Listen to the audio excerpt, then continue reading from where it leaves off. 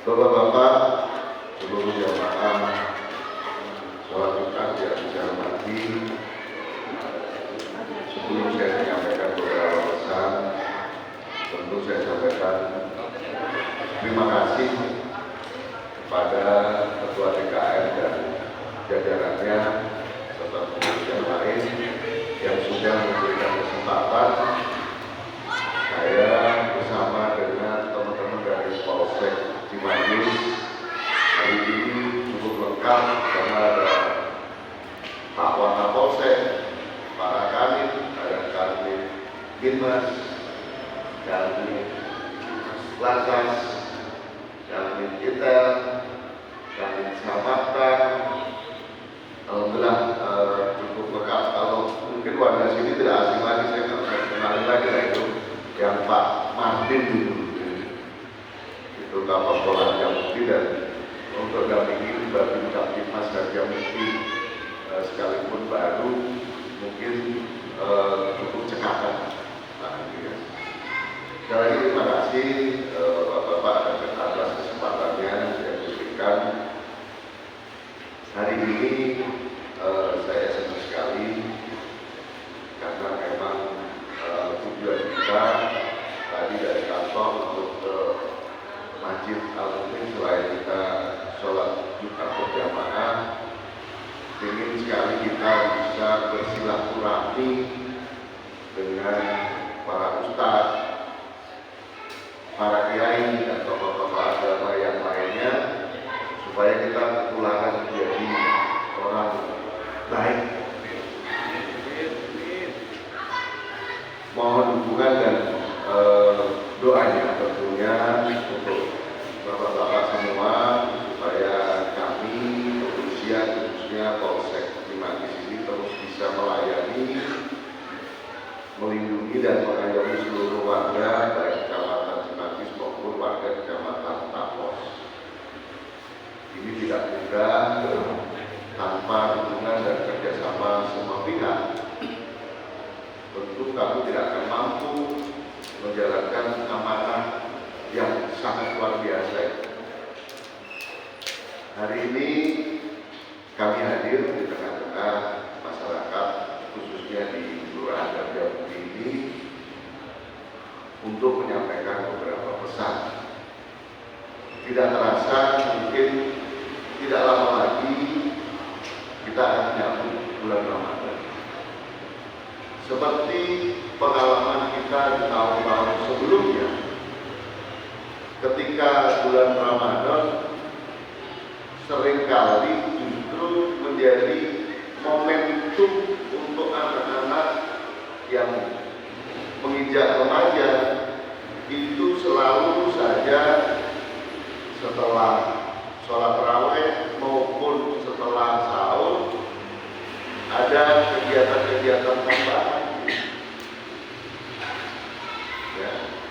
Kegiatan tambahannya kita tidak larang kalau kegiatan itu positif. Nah, yang seringkali terjadi justru kebalikannya.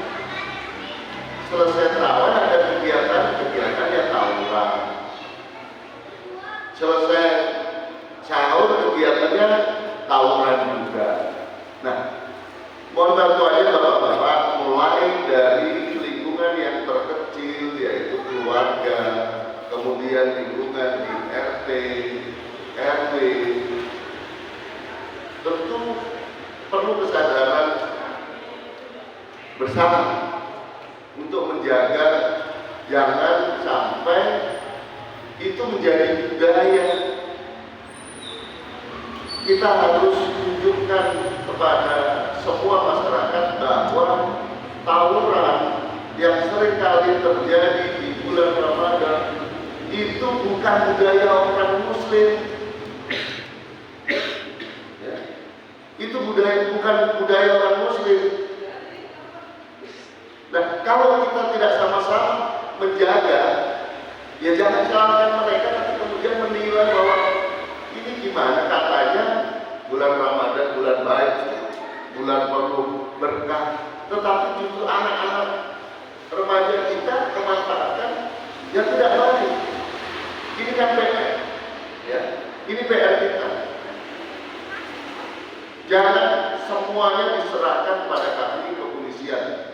Mohon maaf, kepolisian ini sangat-sangat tidak berimbang sekali antara berapa tugas perbandingannya petugas polisi dengan masyarakat itu sangat tidak imbang.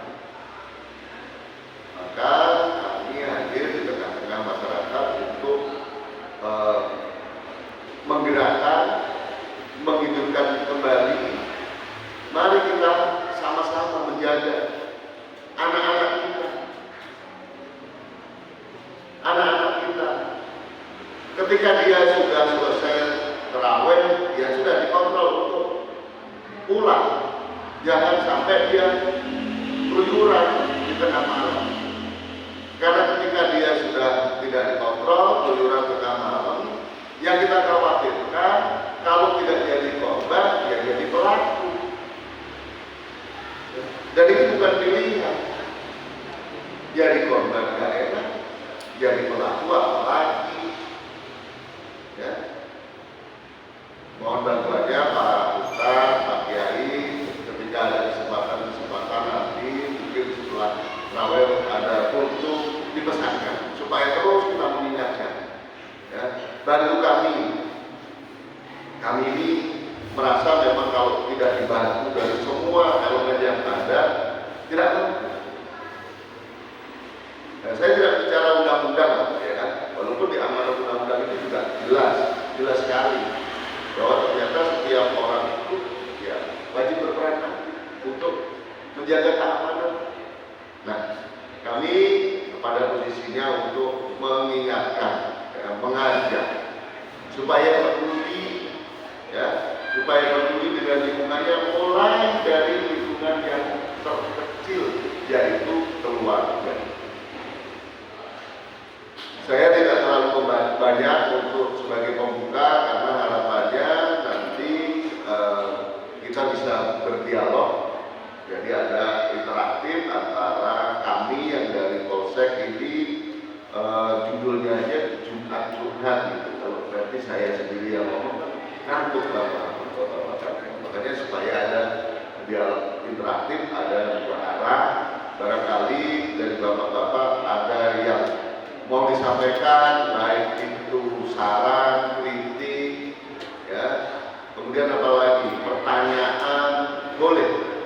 Ini kesempatan yang luar biasa karena mohon maaf kami kebetulan juga bisa sebulan sekali bisa hadir di masjid ini. Bukan tidak mau, tapi wilayah hukum Polsek Cimanggis itu 2 kecamatan. Alhamdulillah setiap Jumat kami Jumatannya keliling. Ya, selalu pindah-pindah, ya mungkin kalau supaya bisa semua masjid itu kesentuh, supaya kita bisa sholat Jumat di wilayah ini kayaknya perlu 5 tahun ya buat Kapolsek Cimanggis. Itu pun belum tentu semuanya bisa kita datangi, tapi ya jangan lama-lama 5 tahun lama-lama. Karena begitu banyaknya masjid-masjid yang memang belum sempat kita sampai. Walaupun sudah setiap minggu kita hadir di masjid-masjid wilayah kita semua. Itu kira-kira yang bisa saya sampaikan sebagai pembuka. Sekali lagi, barangkali dari bapak-bapak ada yang dipertanyakan, ada yang disampaikan, ada unek-uneknya, bahkan memberikan kritik juga nggak apa-apa. Kami siap untuk menerimanya. Tentu itu nanti akan menjadi bahan evaluasi operasional kami. Terima kasih atas perhatiannya. Mohon maaf apabila ada tutur kata yang tidak berkenan. Assalamualaikum warahmatullahi wabarakatuh.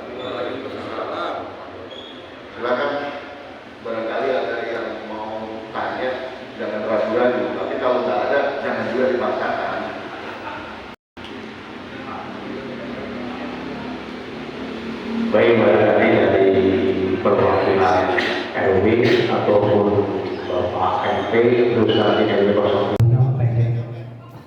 Kabelnya pendek banget. Ya, silakan.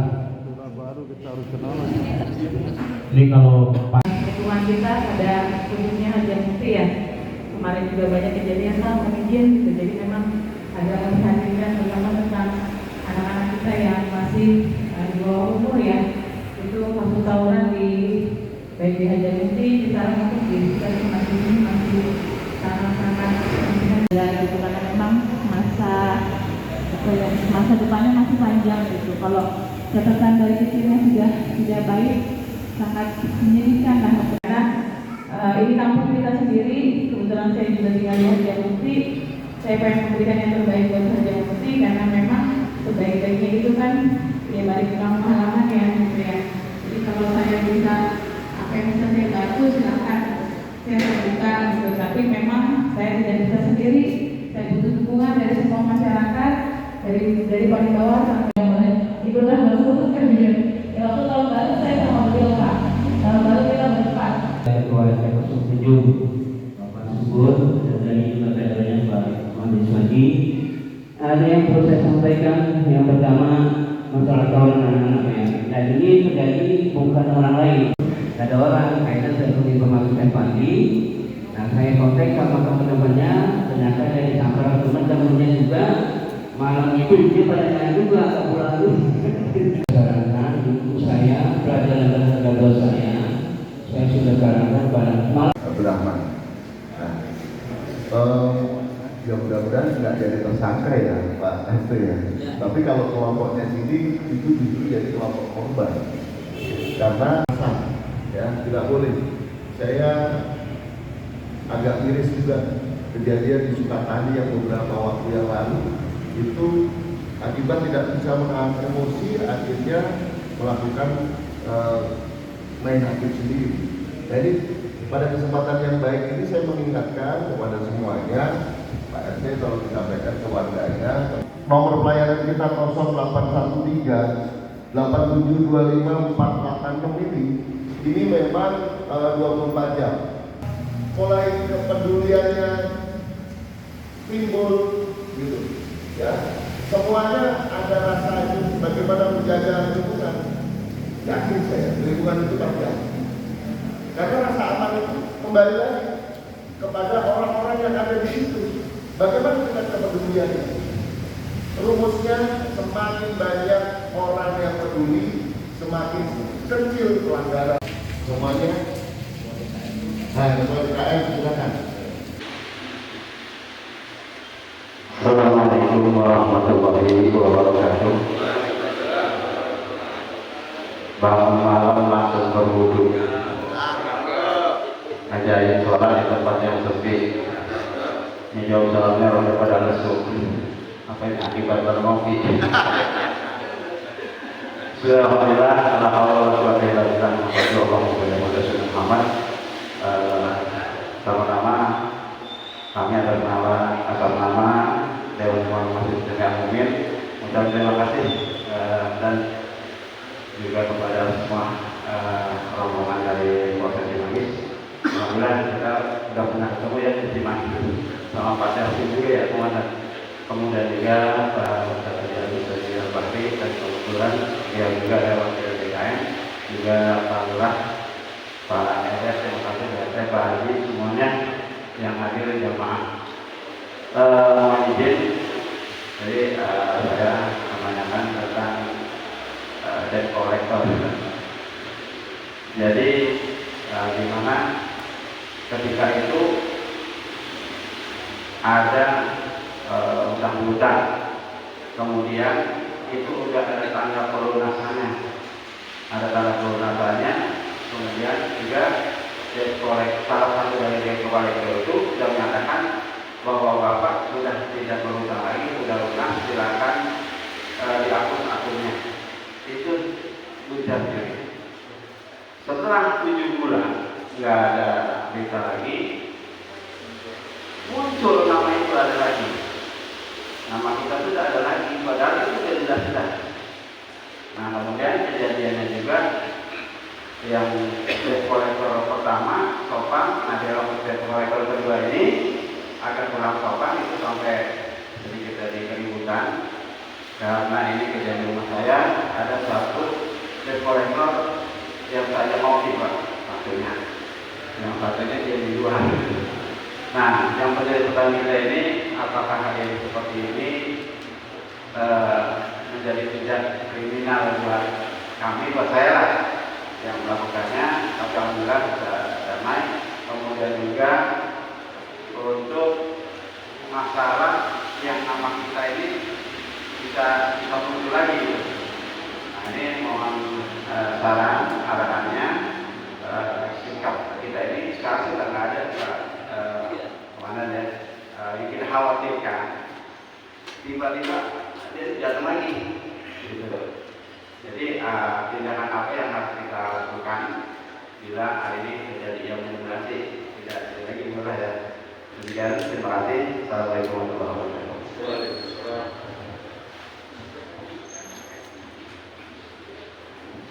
Ya, terima kasih. Ini kaitannya dengan kolektor.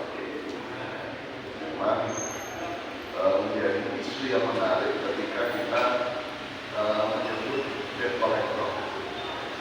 Saya perlu pertegas supaya bapak-bapak juga punya argumennya kuat. Kaitannya dengan tugasnya debt collector itu dia diberikan tugas sesuai dengan kuasanya itu hanya sebatas menagih ya, POJK, peraturan POJK itu peraturan OJK ya.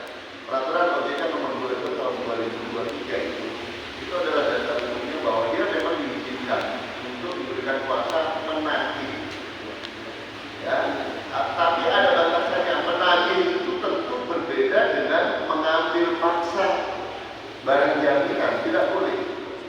Ketika seorang debt collector apapun alasannya, kalau dia sudah mengambil paksa barang jaminan, itu adalah perbuatan pidana. Sementara kaitannya dengan utang piutang itu adalah masalah perdata. Ruangnya sudah berbeda. Gitu. Utang piutang itu jelas perdata.